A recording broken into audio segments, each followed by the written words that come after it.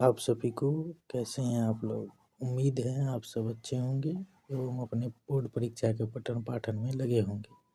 तो आइए आज हम साइंस के महत्वपूर्ण 20 प्रश्नों को देखते हैं एवं इसमें से उम्मीद है कि आप लोगों को बोर्ड परीक्षा में कोई ना कोई प्रश्न जरूर आएगा। तो आज चलिए शुरू करते हैं। पहला है समतल दर्पण की फोकस दूरी होती है। तो समतल दर्पण का फोकस दूरी होता है वो अनंत होता है।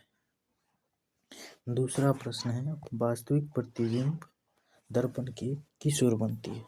वास्तविक प्रतिबिंब दर्पण के आगे बनती है और यह लगभग सभी वास्तविक प्रतिबिंब उत्तल दर्पण में बनता है।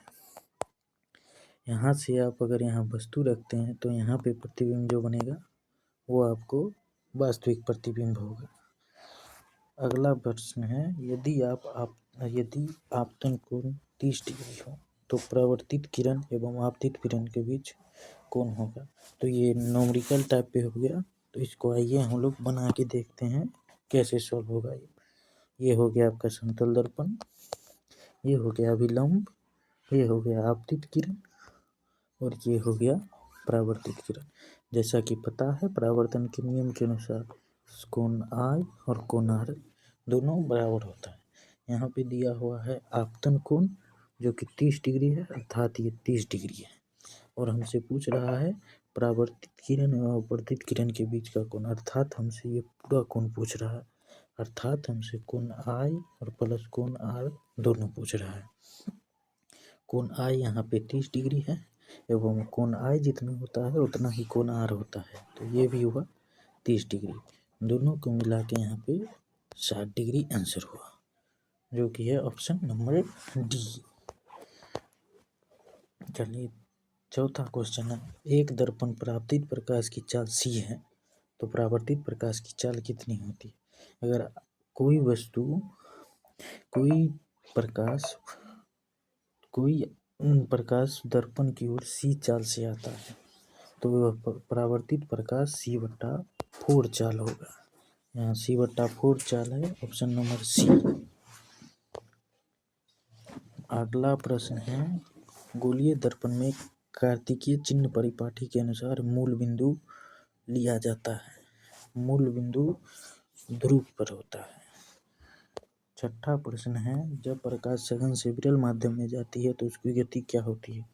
जब प्रकाश यह अपवर्तन में होता है, जब प्रकाश इधर सघन से आ रहा है और विरल की ओर जाएगा तो ये दूर की ओर भागेगा एवं तेजी होगा। यह विलंब से दूर भी जाता है एवं तेज भी होता है यानी कि बढ़ती है। सातवां प्रश्न है अपवर्तन के कारण कौन सी राशि बदलती है।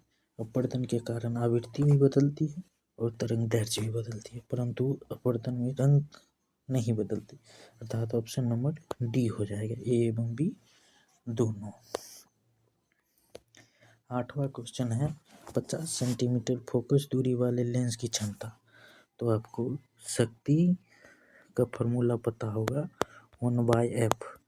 अगर मीटर में दिया हुआ है, मीटर में है तो 1/f लगाएंगे। अगर सेंटीमीटर में दिया हुआ है तो 100/f लगाएंगे।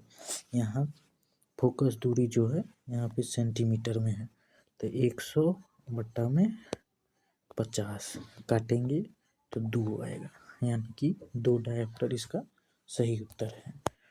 तो आइए 9वां प्रश्न देखते हैं। तेलीय कागज होता है जब हम किसी भी कागज में तेल लगा देते हैं तो उससे होकर थोड़ी मात्रा में प्रकाश इस पार से उस पार होती है।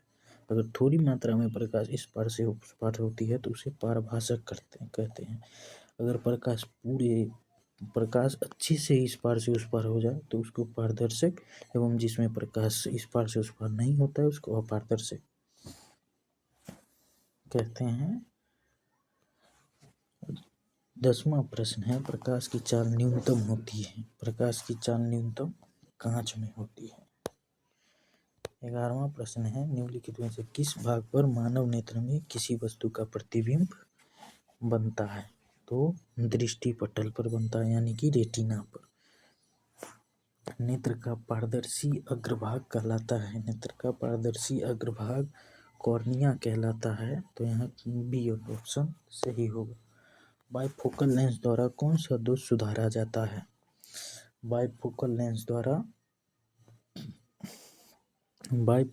द्वारा जरा दृष्टि दोष सुधारा जाता है। दूर दृष्टि दोष के लिए अवतल लेंस, दूर दृष्टि दोष के लिए अवतल लेंस एवं निकट दृष्टि दोष के लिए उत्तल लेंस।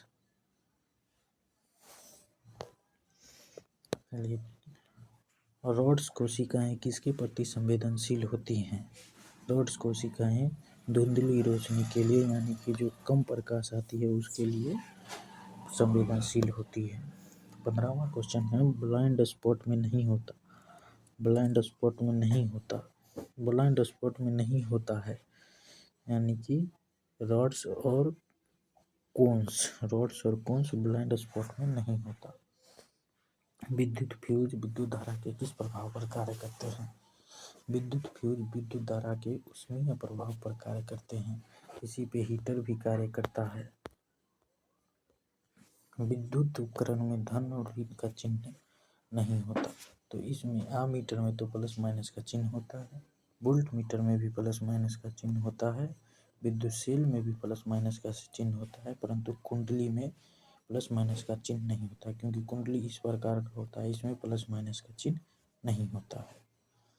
तो 18वां कहोगे, 18वां देखते हैं क्वेश्चन, कौन सा मात्रक वाट के बराबर है? वाट के बराबर है, तो जूल पर सेकेंड स्क्वायर जो होता है वो वाट के बराबर होता है। विद्युत हीटर के तार की कुंडली बनी होती है। विद्युत हीटर की तार की कुंडली बनी होती है, वो नाइक्रोम की बनी होती है हीटर का। और बल्ब टंगस्टन का बना होता है, बल्ब टंगस्टन का होता है, वो बल्ब बना होता है। बल्ब का फिलामेंट टंगस्टन का बना होता है। और 20वां और अपना आखिरी प्रश्न आज हम पढ़ते हैं, कार्य करने की क्षमता को क्या कहते हैं? कार्य करने की क्षमता को ऊर्जा कहते हैं। तो इस तरह आज हमारा 20 प्रश्न खत्म हुआ। अगर आपको वीडियो अच्छा लगा तो चैनल को सब्सक्राइब करें एवं वीडियो को लाइक करके अपने दोस्तों में शेयर करें। मिलते हैं हम आपसे अगले वीडियो में। धन्यवाद।